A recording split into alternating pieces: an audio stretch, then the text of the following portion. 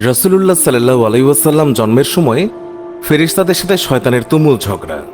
যেদিন ভোরবেলায় মহানবী সাল্লাল্লাহু আলাইহি ওয়াসাল্লাম জন্ম নেন, সেই দিন বিশ্বের সবগুলো মূর্তি মাটির দিকে নত হয়ে পড়ে।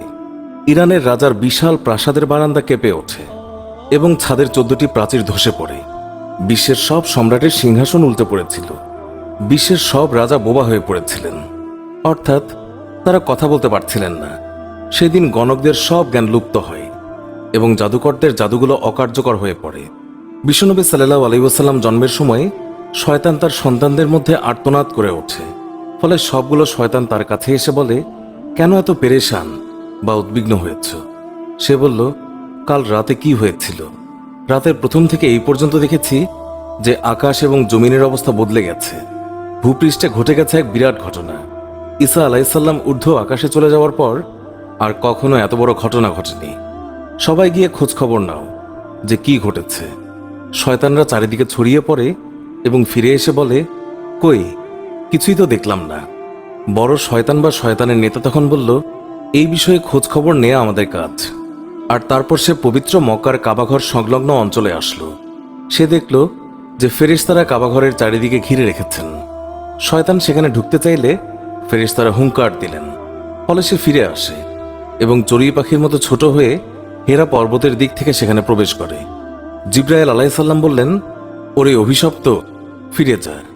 সে বলল, হে জিবরাইল, আমার একটা প্রশ্ন আছে, বলতো আজ রাতে কি ঘটেছে? জিবরাইল আলাইহিস সালাম বললেন, সর্বশ্রেষ্ঠ নবী মুহাম্মদুর রাসূলুল্লাহ সাল্লাল্লাহু আলাইহি ওয়াসাল্লাম আজ রাতে জন্ম নিয়েছেন। শয়তান প্রশ্ন করল, তার মধ্যে কি আমার কোনো কর্তৃত্বের অংশ আছে?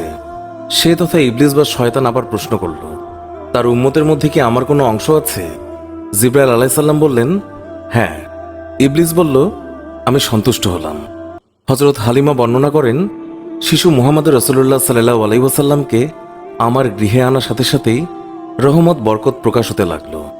এত পরিমাণ দুধ নির্গত হলো যে রাসূলুল্লাহ সাল্লাল্লাহু আলাইহি ওয়াসাল্লাম এবং তার দুধ ভাই একান্ত তৃপ্তির সাথে দুধ পান করে ঘুমিয়ে পড়তেন। আর উটনির দিকে চেয়ে দেখতে পাই সেগুলোর স্তন দুধে পরিপূর্ণ হয়ে গেছে। বিবি হালিমা বলেন, আমার স্বামী উটনির দুধ দহন করলেন এবং আমরা তৃপ্তির সাথে তা পান করে সারা রাত আরামে কাটালাম। দীর্ঘদিন পর এটাই প্রথম রাত্রি যাতে আমরা শান্তিতে ঘুমিয়ে পড়লাম। আমার স্বামী বললেন, হালিমা, তুমি খুবই ভাগ্যবান এক শিশু নিয়ে এসেছ। আমি বললাম, আমারও এটাই ধারণা, এই শিশু অত্যন্ত সৌভাগ্যবান।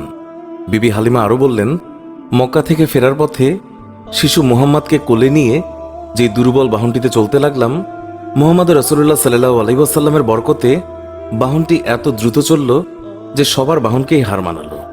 আমার সাথী মহিলারা আশ্চর্য হয়ে বলতে লাগলো, এটা কি সেই দুর্বল সওয়ারি যার উপর আরোহণ করে তোমরা প্রথম এসেছিলে?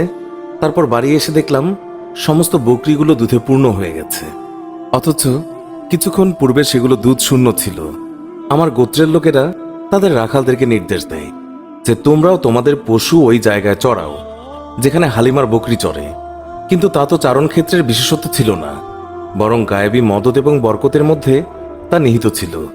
তা ওই সমস্ত লোক কোথায় পাবে? এইভাবে আমরা প্রায় তার বরকতের ঘটনাবলী প্রত্যক্ষ করতাম। হযরত হালিমা বর্ণনা করেছেন, তিনি কখনো শিশু মুহাম্মদকে উলঙ্গ অবস্থায় রাখতেন না।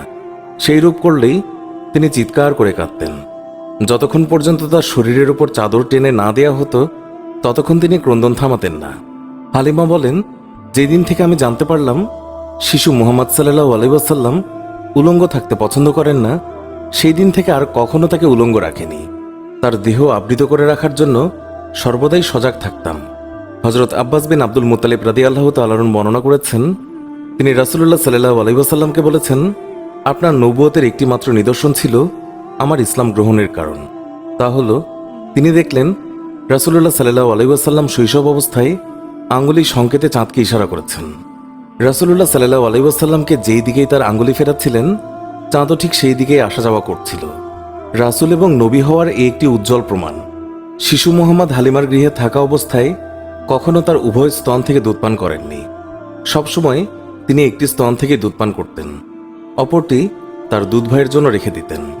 ন্যায়বোধের এমন চরম দৃষ্টান্ত পৃথিবীতে খুবই বিরল। সত্যি এটা একজন মহামানবের পক্ষেই সম্ভব।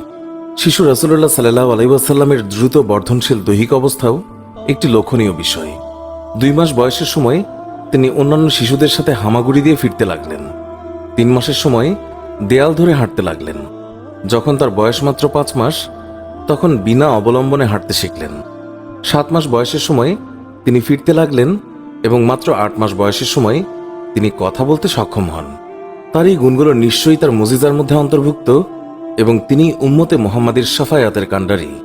সারওয়ারে কায়নাত, দোজাহানের সম্রাট রাসূলুল্লাহ সাল্লাল্লাহু আলাইহি ওয়াসাল্লাম অতি শৈশবকাল থেকেই একান্তভাবে পাক সাফ থাকতেন।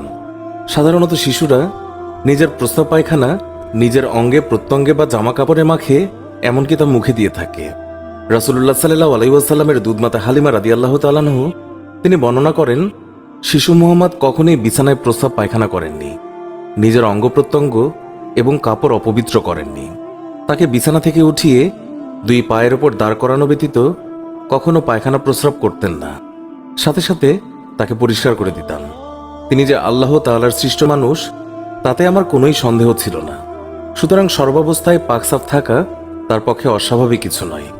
মহানবী সাল্লাল্লাহু আলাইহি ওয়াসাল্লামের দেহ নূরের তৈরি বলে তার শরীরের কোনো ছায়া ছিল না। মানুষের ছায়া কত ময়লা আবর্জনার উপর পতিত হয়, কত পশু পাখি অথবা মানুষের পায়ের তলায় ছায়া পতিত হওয়ার সম্ভাবনা থাকে, কিন্তু মহানবী সাল্লাল্লাহু আলাইহি ওয়াসাল্লামের পবিত্র দেহের ছায়া এইভাবে অপদস্থ হওয়া আল্লাহ তাআলার অভিপ্রেত নয়।